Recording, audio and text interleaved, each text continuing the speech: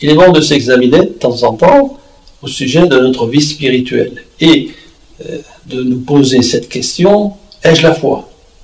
Non pas la foi en n'importe quoi, mais en Dieu, en Jésus-Christ et en l'Évangile.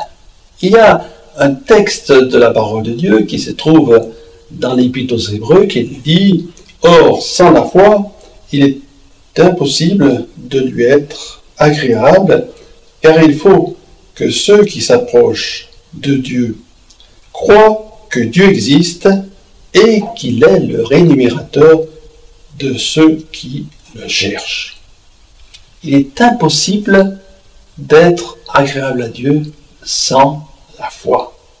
Or, la définition toujours de la foi dans la parole de Dieu, il est dit « Or, la foi est une ferme assurance des choses qu'on espère et une démonstration de celles qu'on ne voit pas. » Et vous me direz, je me trouve dans une impossibilité parce que vous me parlez de la foi, mais je ne sais pas comment l'obtenir. Alors, si Dieu nous laisse des commandements qui paraissent difficiles, il nous donne toujours le moyen de les mettre en pratique, ces commandements. Et ici, il nous demande d'avoir la foi, nous avons des moyens d'avoir cette foi. D'abord, la parole de Dieu. Ça, c'est bien la parole de Dieu, la Bible. La Bible, elle nous fait connaître Dieu, le Créateur, avec beaucoup de détails de précision dans le livre de la Genèse. Et en ce qui concerne l'évangile de la grâce, c'est en lisant les 4 évangiles et aussi l'épître aux Romains que l'on découvre cette merveilleuse grâce de Dieu, Dieu qui veut nous sauver et lui-même nous communiquer la foi. En lisant les évangiles, donc, je veux découvrir Jésus-Christ, ce qu'il est, ce qu'il a dit, ce qu'il a fait et ce qu'il promet à tous ceux qui mettent sa confiance en lui. Jésus a dit que celui qui croit en lui a la vie éternelle, formidable. La vie éternelle, c'est être un jour auprès du Seigneur. Mais c'est encore plus que cela. Celui qui a la vie éternelle, il a déjà reçu le pardon de ses péchés. Est-ce que Dieu a pardonné vos péchés?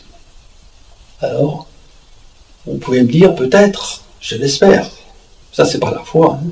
C'est pas une ferme conviction. Pour avoir de l'assurance concernant ce fait que Dieu pardonne les péchés, il faut avoir reçu Jésus-Christ comme son sauveur personnel. Et vraiment recevoir pour chacun d'entre nous ce fait que Jésus est mort à la croix du Calvaire.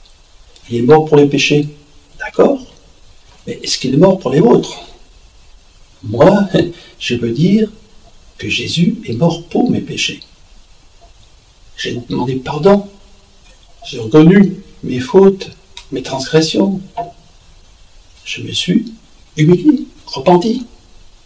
Voilà ce qu'il faut faire pour vous-même, chez vous. Lisez les textes des évangiles et lorsque le Saint-Esprit va toucher votre cœur, vous pouvez dire « Seigneur, oui, je reconnais, j'ai désobéi à ta parole. Pardonne-moi. Je crois que Jésus est mort pour mes péchés.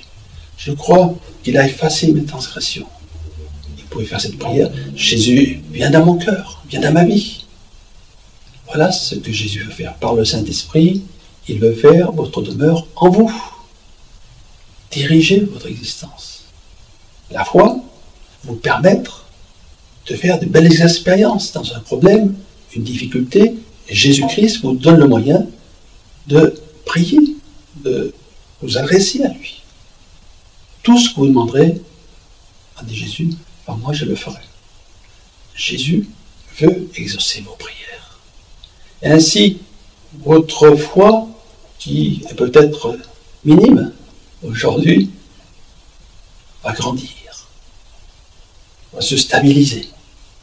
La foi, on n'a pas, du jour au lendemain, on peut être même dans une famille de chrétiens et ne pas avoir reçu Jésus comme son sauveur personnel. Mais cela, c'est pas grave. Du moment que l'on prend la décision d'accepter le Christ et qu'on est décidé aussi à le suivre chaque jour en obéissant à sa parole, là, il va se passer de grandes choses. Jésus, ne l'oublions pas, nous laisse ses promesses pour tous ceux qui mettent sa foi et sa confiance en lui. Il va dire, je suis avec vous tous les jours jusqu'à la fin du monde. Alors cette proposition, elle est pour tous. Nous sommes tous au bénéfice de l'aide, du secours, de la bienveillance, mais aussi de l'amour de Jésus-Christ. Et Jésus vous aime et il désire vous remplir de son amour et de sa paix.